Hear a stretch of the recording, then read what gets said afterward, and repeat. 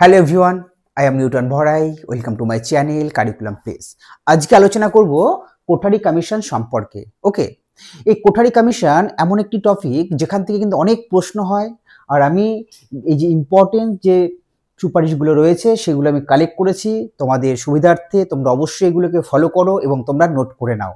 আর তোমাদের যদি মনে হয় এগুলোর অথেন্টিকেশনের ব্যাপারে, তাহলে তোমরা অবশ্যই কিন্তু ইউজিসি সাইট থেকে তোমরা সার্চ করে দেখে নিতে পারো। ওকে, তাহলে কোঠারি কমিশন দেখো, এর আগে রাধাকৃষ্ণন কমিশন, মুদালিয়ার কমিশন, এরা বিভিন্ন শিক্ষার ফিল্ডে সুপারিশ করলেও, যেমন রাধাকৃষ্ণ কমিশন তারা স্পেসিফিক সুপারিশ করেছে বিশ্ববিদ্যালয়ের শিক্ষা সম্পর্কে।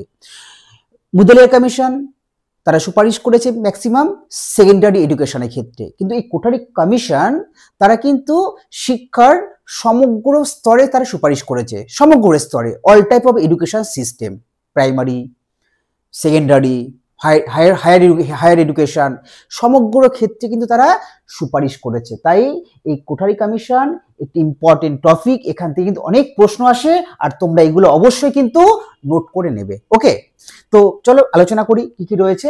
দেখো, এই কোঠারি কমিশন স্টাবলিশড হয়েছিল 1964 থেকে 66 সালে। ওকে, এবং এই যে কমিশন এর যে সভাপতি ছিল তিনি হলেন এই দৌলত সিং কোঠারি। কি বললাম, এই দৌলত সিং কোঠারি ছিলেন এই কমিশনের সভাপতি।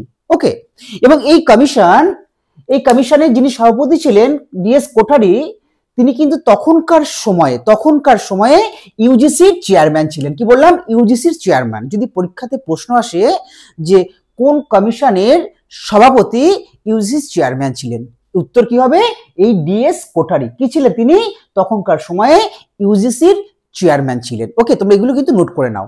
এছাড়াও এই কমিশন তাদের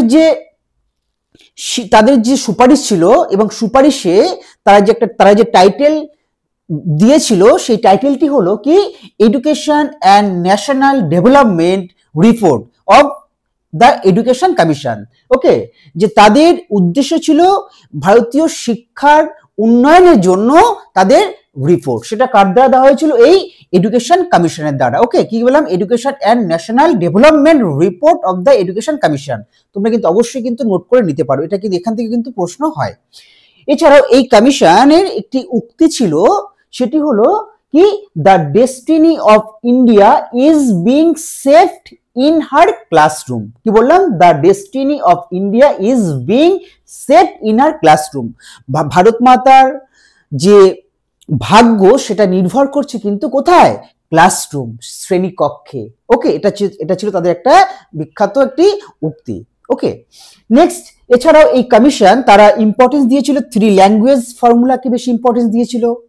এছাড়াও এই কমিশন তারা এই যে ন্যাশনাল পলিসি অফ এডুকেশন, কি বললাম, ন্যাশনাল পলিসি অফ এডুকেশন 1968, এটি ছিল ভারতের প্রথম শিক্ষানীতি। তাহলে ভারতের প্রথম শিক্ষানীতি কি ছিল, এই ন্যাশনাল পলিসি অফ এডুকেশন 1968। ওকে, এটাও কিন্তু ইনফ্লুয়েন্সড হয়েছিল কোঠারি কমিশনের দ্বারা। ওকে, তাহলে 1968 যে শিক্ষানীতি, সেটা কোন কমিশনের দ্বারা ইনফ্লুয়েন্সড হয়েছিল, বেশি প্রভাবিত হয়েছিল, তাহলে কি হবে, কোঠারি কমিশন। ওকে, এগুলো নোট করে নাও। এছাড়াও কোঠারি কমিশন তারা সুপারিশ করেছিল এই করসপন্ডেন্স কোর্সেস, এই যে ডিস্টেন্স এডুকেশন বা দূরাগত শিক্ষার সম্পর্কে তারা কিন্তু বিশেষ সুপারিশ করেছিল। এছাড়াও তারা ভোকেশনাল কোর্সেস ব্যাপারেও তারা কিন্তু গুরুত্ব দিয়েছিল। ওকে, এছাড়াও কোঠারি কমিশনের কিছু মেজর রিকমেন্ডেশন আমি এখানে উল্লেখ করেছি, তোমরা অবশ্যই এগুলো দেখে নাও।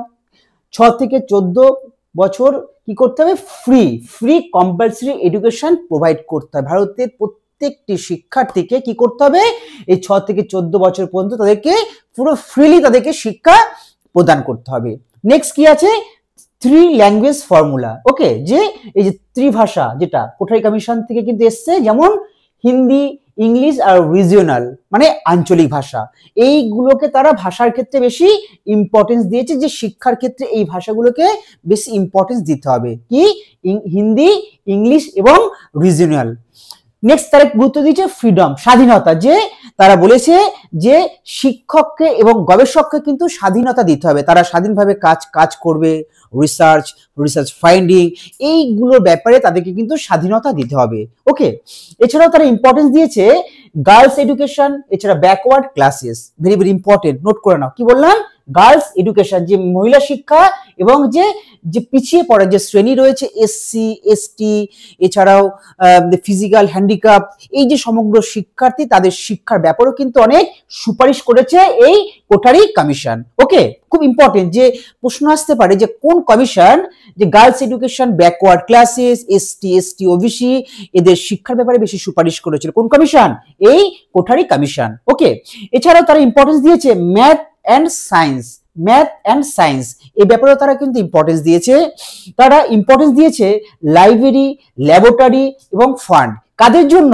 যারা পিজি লেভেল, কি বললাম, যারা পিজি লেভেল, যেসব পিজি লেভেল স্টুডেন্টস রয়েছে তাদের শিক্ষার ক্ষেত্রে তাদের লাইব্রেরি, ল্যাবরেটরি এবং ফান্ড আর্থিক তাদের সহায়তা করতে হবে শিক্ষার ক্ষেত্রে। ওকে, এছাড়াও কোঠারি কমিশন ইম্পর্টেন্স দেয় অটোনমি ইউনিভার্সিটি ক্ষেত্রেও তারা কিন্তু ইম্পর্টেন্স দেয়।